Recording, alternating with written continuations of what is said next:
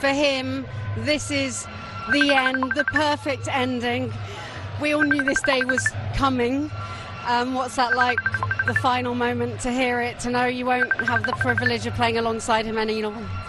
Honestly, it's a big loss for us as a player, as a person. We came here together 7 years ago. We have won 6 trophies. It has been amazing. On and off the pitch for me, obviously, you know, I can only wish him the best because he's a very good friend of mine. The desire that he has shown on the pitch for the club, his behavior, even the star man, I think everybody in the club loves him. He's not selfish. In a lot of times they had the rumors about leaving. He could, in other situations, maybe other players they could push, and he didn't do it. You know, I can only say, you know, all the best, and you know, we're gonna miss him. It's a sad ending, but secured in the Champions League, a European title behind you for the. Would you like Sarri to stay another season? It's not my choice. Obviously, Mauricio is the manager. We started the pre-season quite late. In February, March, we were in difficulties. We were 6th in the Premier League. Everybody was thinking that we were out of the Champions League. We came back. We finished 3rd, only behind Liverpool and City, with an amazing season. We have lifted the Europa League. We lost in penalties the Carabao Cup. So I think if you look for the whole season, I think has been very great. Ever won as a coach? And you think probably not just tonight, but over the course of the season, Chelsea unbeaten through the entire year, probably the best team lifting the trophy, the team who've deserved it across the season. Yeah, I mean, when you stand there with the trophy, you deserve to win it. I mean, it's simple as that. And especially also when you see the games over the stretch of this year and winning the games and the way how they did it as well. Yeah, they deserved it, and they got the best player for me at this moment with Hazard in it. So yeah, they're the best team who won it, and everything deserved to them. Yeah, and again, I'll go back to the turmoil and the turbulent times of the season, and if rewind a couple of months ago, if you were to tell the board at Chelsea that you're going to finish 3rd, you're going to win the Europa League, would they have gone down the road to possibly replacing Sarri? I don't know what the answer to that question is, but it's funny how sometimes things work out, and who knows? Listen, I could be sitting there and I'm wrong, and Sarri's going to be in place next year because of this. I don't think so, but great for him. And you could see how all the players went up to him and were giving him hugs, and there's a larger camaraderie there than I think people and the media may have given Chelsea credit for this season. And I remember at the beginning of the season when Sarri had a go at his players and a public go at his players, sometimes it's warranted, and you need to put players outside their comfort zone to start getting the best out of them. And to Nigel's point, the best player out of both the teams performed tonight, and he did exceptionally well in the second half. He sounds like he knows something, doesn't he? He's been offered this job. He's been offered this job, yeah. I'm trying to process everything you just said, and maybe, you know, it's one of those things like, sorry, he knows a little bit too much. So might get a call from Abramovich. Plenty more analysis still to come here. Plenty more reaction as well from Baku. beIN Sports' Carrie Brown speaking to Eden Hazard a couple of moments ago. The Belgian confirming this is his last game at Chelsea. Plenty more analysis and reaction after this.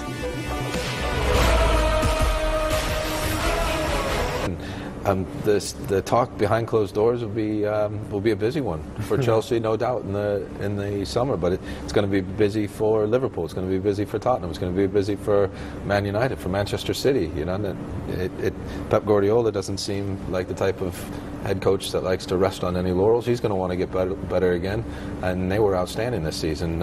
If Sarri stays at Chelsea, he's going to want to try to be better next year, and that's one of the things that makes the Premier League so good and attractive to watch. Is every year there's another team getting better. Look at your Watfords, look at Wolves that coming in, look at Everton, Aston Villa. I know they just promoted, but they've got big backers, and it just keeps getting more and more demanding year in and year out.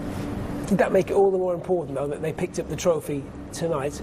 Because come the summer, if you're a player and you get the phone call from Manchester City, from Liverpool, from Tottenham, Chelsea needed something to make them seem as attractive as the other big clubs in England coming up to this next season. Yeah, of course, but that doesn't really do the fact that they had to win this trophy to make them more attractive. To be honest, if it is Arsenal or Chelsea, everybody knows how Chelsea and Arsenal operate, also as a player. So, and what I said before, it also happens depending on the transfer embargo, what's going to happen this summer for Chelsea. So if they're limited in making transfers and bringing players in, they have to go back to the system and with the players that they have at this moment right now. But if not, I mean, Chelsea's still Chelsea. There's always a way for a player. There's always a way to persuade a player to come to Chelsea. You know, thinking about the city, London, thinking about the successes that they have, so on, and the fan base and the stadium and the club as a whole. So they always can persuade players. It's just to find the right player, and also with the resources that you have in the summer, doing the transfer embargo when that comes. We shouldn't forget tonight, of course, it's not all about the future. Tonight has been a fantastic... Yeah, it is funny to see, not funny to see, but it's the irony which you already said. You know, not good enough for Arsenal at the end of the day, otherwise you will keep him. But bringing in two great strikers, two international great strikers for a lot of money, and then pushing the striker that you really don't have to your rival, try to make them not better as you. You know, it's as a a little player, bit would he be thinking, I've proved the point tonight? Of course he proved the point against his old team. I mean, that is what players do. You want to go out there against your old team and you want to perform. It's not really that you want to perform just to hurt them, but just to show them, like, listen, I'm still here. You made a mistake, because that's always going to go in the back of your mind as a player. You always want to prove and you always want to show yourself, and that's what he did today. I mean, he's a guy for on a big occasion and for a big stage, and he proved him today again. Mm-hmm. It depends a little bit how he left. One thing that the three of us don't know behind closed doors, what the circumstances were, and it could have been a very cordial goodbye as well. Thank you for your years. We're going to go a little bit younger, and we're going to go with two strikers, and we're going to want to be a little bit more energetic. You know, whatever it was, it could have been a very good goodbye as well. So he may have scored that goal. Is there ever a good goodbye? Well, no, I firmly agree. I was just going to say, I firmly agree with Nigel. I'm sure deep down he was like, you know, yes, I've scored against him. But you can see by his celebration, it wasn't. He wasn't trying to be disrespectful towards Arsenal either, because I think he did sincerely enjoy his time at Arsenal. So, but he's a competitor. I mean, let's face it. When you change clubs, and you know, you always want to go improve yourself again and again and again and again, and he did that tonight, and you know, I'll reiterate, very, very good in the box, and it was a good ball in, not a wonderful ball in. I think Giroud made the ball look even better, and his header was outstanding, back from where the goalkeeper came, very difficult to save, and it really set Chelsea's night off. The second goal came from Pedro. He joins a very short list of players who've... I'll go more to the along the lines of Chelsea was just better than them going forward. I think it's very difficult to defend against Hazard.